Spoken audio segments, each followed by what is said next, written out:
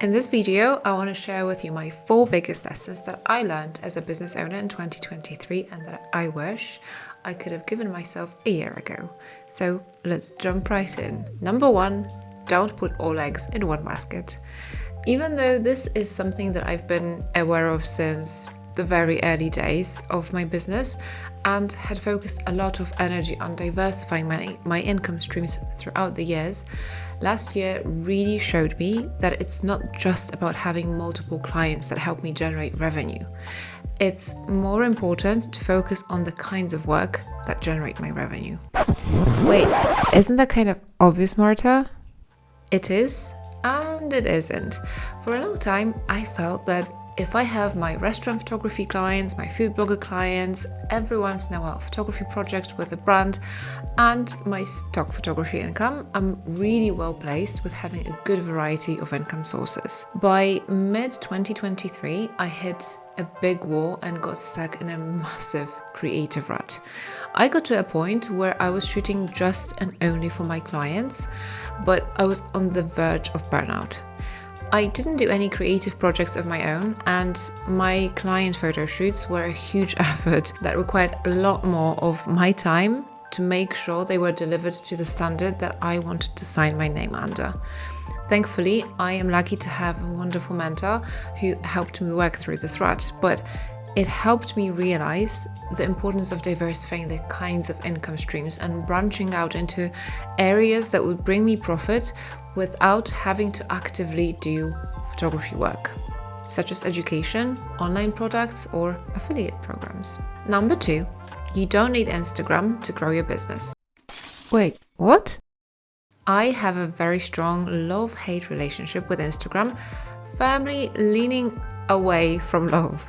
For a long time, I was forcing myself to use the platform because I felt that as a photographer, I just have to be present out there. And more importantly, I was really afraid of missing out if I check out. In May 2023, I came to a point where Instagram was becoming a handful and I didn't have the capacity and the manpower to continue running it. I just wanted to step away for a while and see where that gets me. Spoiler alert, nothing bad happened when I was away. My creativity was slowly healing and new opportunities were landing in my inbox despite me not being there.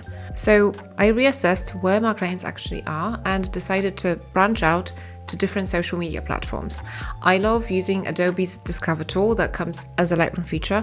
Do check it out if you haven't already because it's a really great platform to use and find some inspiration and learn something new on editing as well.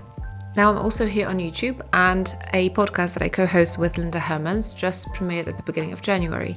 So as you can see, being away from Instagram is actually giving a lot of headspace to strategize and create content for other platforms that just feel like a better match. Instagram is the most important place for influencers and people who know that they want to make money by engaging with its users.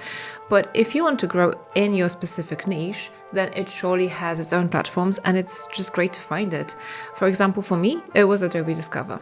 Number 3, don't be afraid to create without the expectation of getting something in return. My grandfather has this saying that when you throw something behind you, you can sometimes find it in front of you. And I think that creating without the expectation of being rewarded for it is what he would consider a good example of that. Last year really delivered on that for me because I was able to completely unexpectedly license one of my personal project images to Adobe and it landed on Lightroom's new homepage. I think that as creatives, it's sometimes really difficult for us to trust in the process, especially when it comes to creative personal projects, and particularly when we don't have any jobs going. Spending money on a personal project can sometimes feel a bit counterintuitive, but that's exactly when we can and we should do that. Because if we have enough time on our plate, pun not intended, we can afford the time flexibility to create something close to our heart without the hidden expectation of that project becoming something super profitable.